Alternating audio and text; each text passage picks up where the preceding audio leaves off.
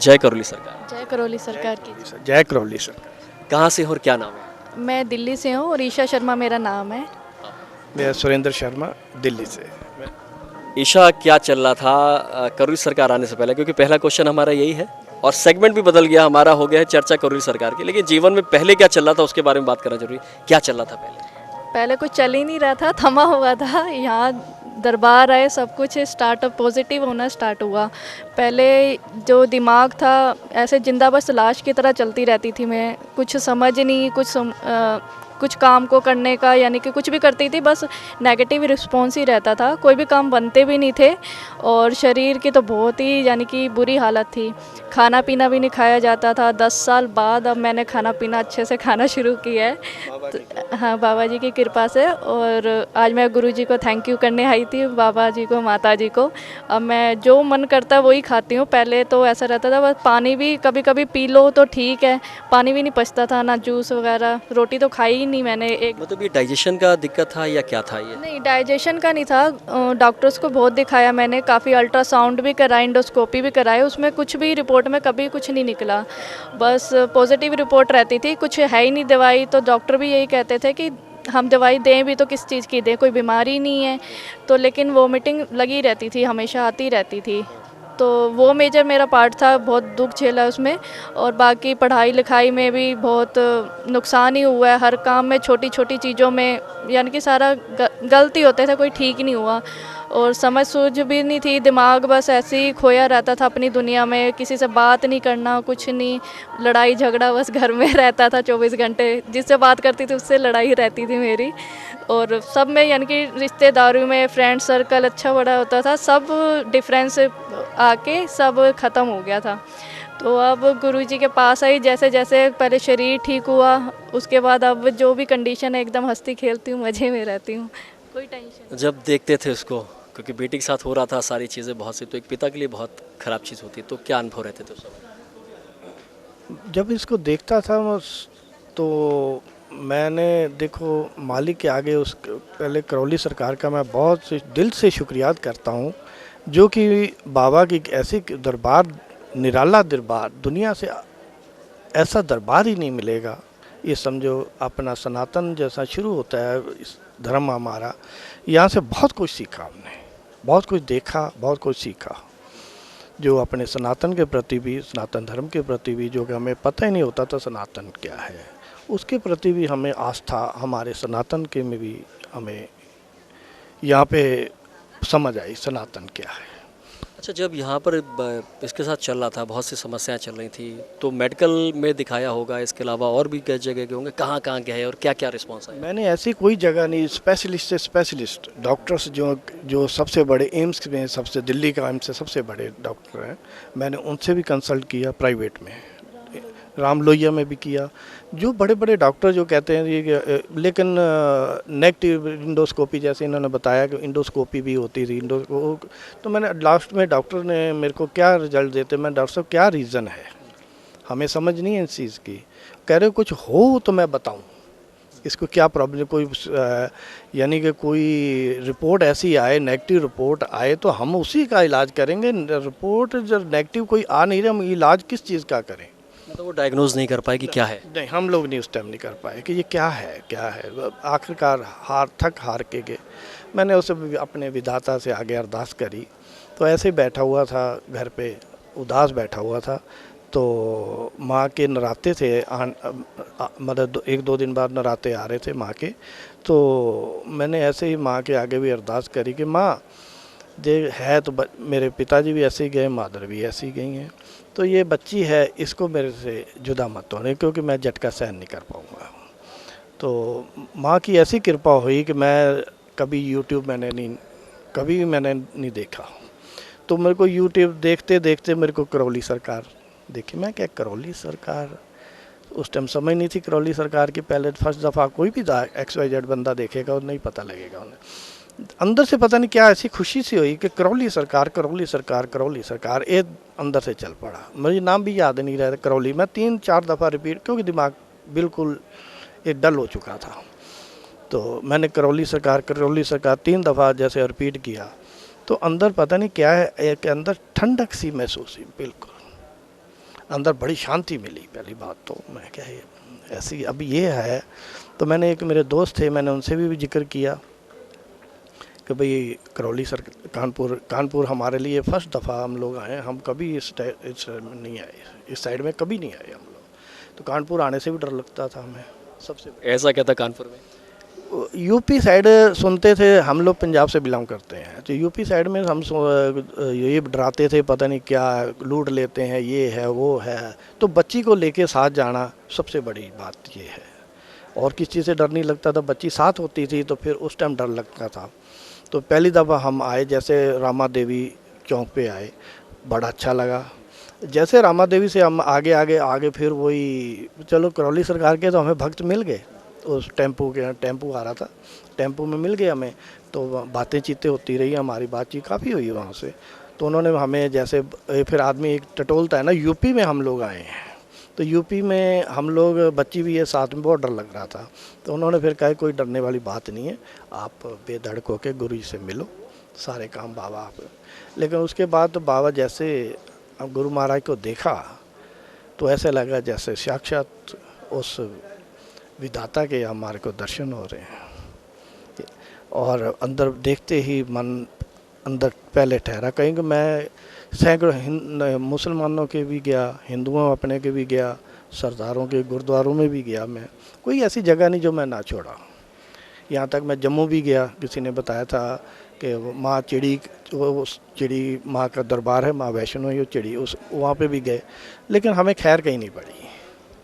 अच्छा, इनकी आस्था तो जागृत हो गई थी। जब पहली बार तुम दरबार आई तो कैसा लगा, क्या देख के? पहले तो नॉर्मल ही लगा मेरे को, मैंने कहा ठीक है इतनी जगह दरबार गए हैं तो ये भी नॉर्मल ही होगा, जब बोल देंगे हाँ ठीक हो जाएगी, दिल ऐसी बातें करेंगे दो चार, मैंने कहा वैसे ही रहेंगे, ठीक तो होंगे नहीं यहाँ पे भी। मैंने कहा यहाँ क्या कुछ स्पेशल है जो मैं ठीक होंगी, मैंने कहा इतनी जगह धक्के खाए हैं है ना 10 साल से, तो मैंने कहा वहाँ तो हुई नहीं, सारे यही कहते हैं इतनी सी चीज़ नहीं है, कोई छोटी मोटी प्रॉब्लम है 2 मिनट में ठीक कर जाएंगे। तो फिर मेरी बिल्कुल आस्था विश्वास था नहीं यहाँ पे, मैंने कहा ठीक है पापा के कहने पे आ गई हूँ। तो इन्होंने लास्ट, मैंने बोला था ये लास्ट दरबार है, इसके बाद मैं कहीं जाऊँगी नहीं, सुसाइड करूँगी, इनको कहा था। तो फिर ये बोल दिया था? हाँ जी, तो मेरे यही रहता था कि मेरे को ठीक ही नहीं होना मैं अगर सुसाइड करना सारा यानी कि केस ही ख़त्म हो जाएगा। जब इस तरीके की फीलिंग्स आ गई थी सुसाइड करना है तो बहुत डरे रहते होंगे हमेशा? सर मैं डरा तो अभी मैं भावुक हो रहा हूँ, मैं अपने आप को कैसे कंट्रोल कर रहा हूँ, जैसे जो पुराना पीरियड मेरे को याद आता है ना, तो मैं अभी मेरा भावुक हो रहा हूँ, मेरे को माफ़ी चाहूँगा जो मेरे आंसू भी आ जाए, तो मैं गुरु जी से डर के बोलता हूँ कि जो दुख बोला मैंने झेले हैं और मुझे पता है, और गुरु महाराज की अब इतनी कृपा है मेरे पे, गुरु जी की, कि मैं क्या से शब्द नहीं है मेरे पास।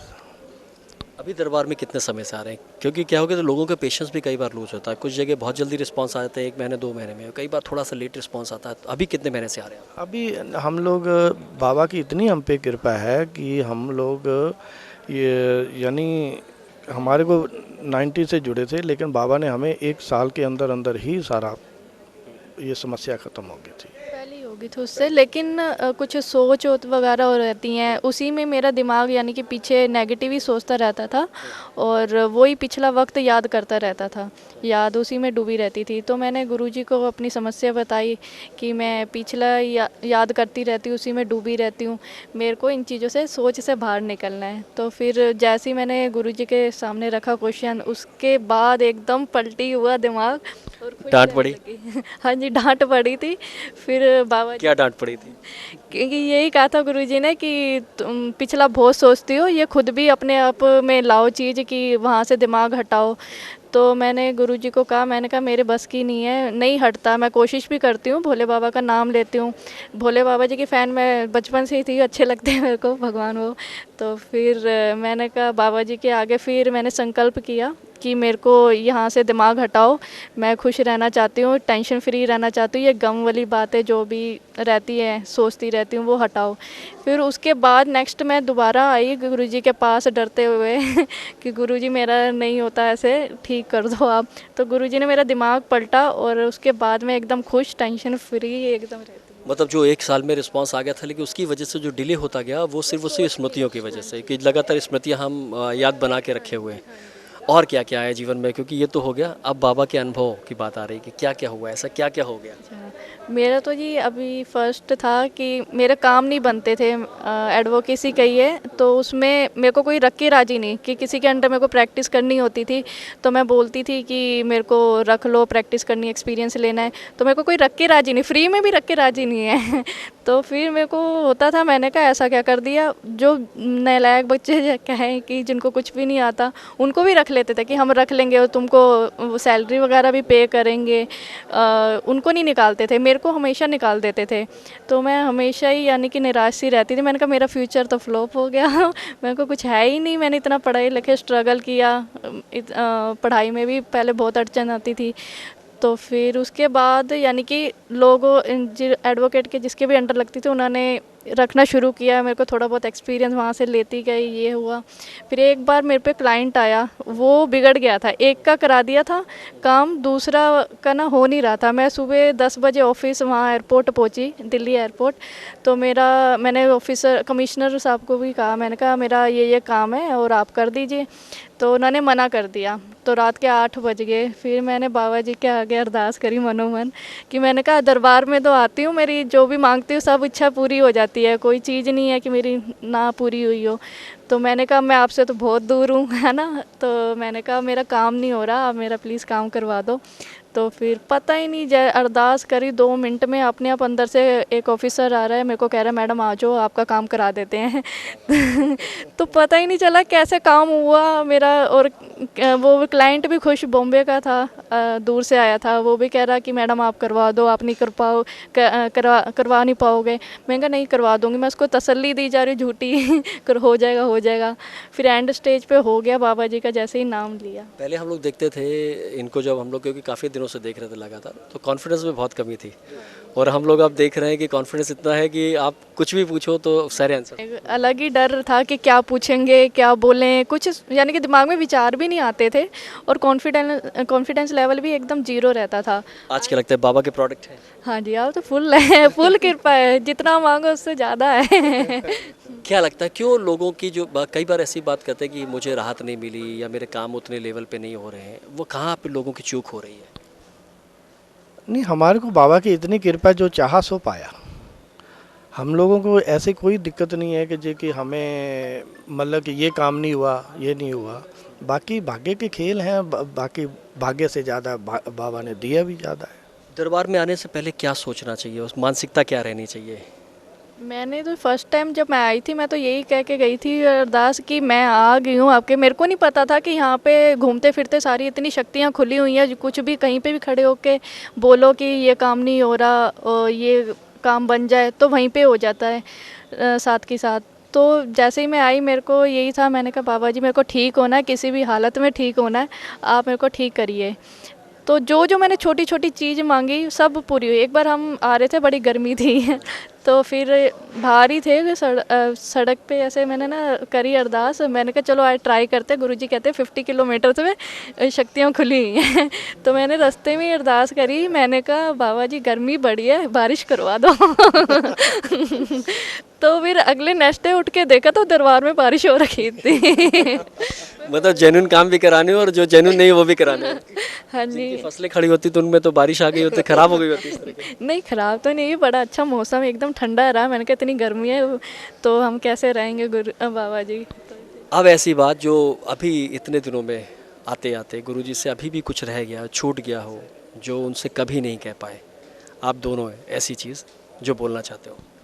गुरुजी को तो मैं दिल से थैंक यू ही कहना चाहूँगी कि उन्होंने इतनी कृपा करी। जब मैं फर्स्ट डे आई तो उन्होंने मेरे सिर पे हाथ रखा था, तो जहाँ पे भी मैं इतने दरबारों में धक्के खाई, मेरे को धोखा दिया, ऐसे ही झूठे दिलासे दिए कि ठीक हो जाएगी ठीक हो जाएगी। यहाँ गुरुजी ने मेरे को दिलासे नहीं दिए, कुछ भी नहीं ऐसा कहा कि उन्होंने एक शब्द कहा था कि सब अच्छा अच्छा होता जाएगा। तो उस टाइम पे तो मेरे को बिलीव करना बहुत मुश्किल था। मैंने कहा रख लेते हैं मन में बात, पता नहीं होएगी नहीं होएगी पूरी, पर गुरुजी ने जैसे बोला अच्छा होएगा, अच्छा अच्छा बेटर बेटर, और इतना अच्छा होता गया कि यकीन नहीं था कि गुरुजी के वचन इतने सत्य निकलेंगे। तो गुरुजी, माँ, बाबा जी को दिल से करोड़ों खरबों बार मेरा थैंक यू कि ऐसी कृपा और भक्तों पे भी बनाई जाए, उनके भी जो कहते हैं कि हमारे नहीं हुए, है ना। यहाँ तो सत्य का दरबार है, कि जो भी बोलो सब पूरी होती है, और झूठे दिलासे नहीं मेन बात है देते हैं, क्योंकि हमने पहले फाइनेंशियली भी बहुत लॉस किया है अपना, इतने दरबारों में खर्चा किया है कि इतना दे दो, है ना श्रद्धा। आपकी कुछ ऐसी बात जो रह गई है? बस यही गुरु जी के आगे चरणों में, श्री चरणों में अरदास यही है कि दरबार के साथ हमें जैसे ये कष्ट हमारे सारे पूरे किए हैं, ऐसे ही हमारे दरबार के जब तक ये ज़िंदगी है तो दरबार के साथ ही हमें मतलब अटैच रखें। कहीं इधर उधर भटकने, कहीं भटकने का मन भी हो तो वो भी भटकना मतलब ना पड़े, हमें ख़त्म हो जाए। दीक्षा हो गई नहीं होगी? नहीं अभी नहीं हुई, दीक्षा की क्या तैयारी? अगले महीने ही लूँगी। आज बुक करा के जाऊँगी मैं टोकन अपना, नेक्स्ट मंथ में आऊँगी फिर लूँगी। पहले मेरी जिद थी कि मैं पहले बाबा जी को थैंक यू कहूँगी फिर दीक्षा लूँगी, तो आज मैंने थैंक यू कह दिया है, नेक्स्ट मंथ में आके दीक्षा। अच्छा, चिकित्सा में एक चीज़ हम लोग और देख रहे हैं कि आपने डीएनए अलग कर दिया, तो डीएनए में दोनों के सेपरेट हवन करा लिया आप लोगों ने या क्या किया है, कैसे? मैं इनका तो डीएनए अलग है, मैं अपना अलग से अब सारे परिवार का डीएनए का मैं उसमें हवन अलग करूँगा। तो वो ये पहले इसकी ट्रीटमेंट पूरा हो गया, अब इधर से फ्री हैं। अब हम अपने घर का जो अपने घर की शुद्धि है वो बाबा की कृपा हुई तो वो भी बाबा जल्दी से जल्दी करवाएंगे। मेन पार्ट ये है कि जिनकी मेरे परिवार में श्रद्धा नहीं लगती थी कि आने में घबराते थे, अब वो भी कह रहे हैं हमको भी दरबार ले चलो, हम भी चलते हैं। कौन है वो, घर के फैमिली मेंबर या रिलेटिव? Family member. पहले मैं कहती थी आओ आओ तो नहीं ध्यान रहता था, उनका दिमाग नहीं आता था इस साइड। अब तो कह रहे छुट्टी लेके भी चल देंगे ऑफिस की, कोई बात नहीं, बाद में ऑफिस है, पहले दरबार चलते हैं। आपका कोई सवाल हो जो आप गुरुजी से जानना चाहते हैं या कोई जानकारी चाहते हैं तो कृपया इस नंबर पर व्हाट्सएप करें।